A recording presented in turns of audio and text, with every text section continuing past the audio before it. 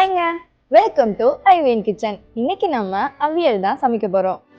First நம்ம அவியல் cook பண்றதுக்கு வெஜிடபிள்ஸை cut பண்ணி வாஷ் பண்ணிக்கலாம்.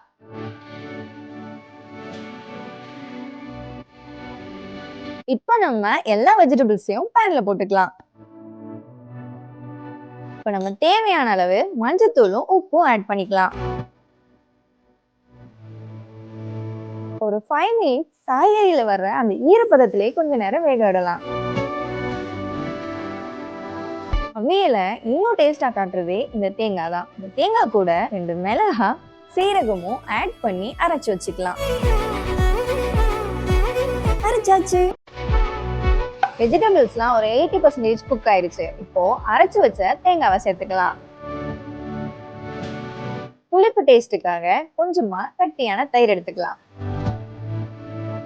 சூப்பரா வெந்துருச்சு. ஒரு டேஸ்டான அவியலுக்கு சீக்ரெட்டான இன்கிரீடியன்ட்டே கோகனட் ஆயில் தான். அதுக்காக நம்ம எடுத்துருக்கிறது தான் ஐவியன் பிராண்டோட கோல்டு பிரஸ்ட் கோகனட் ஆயில்.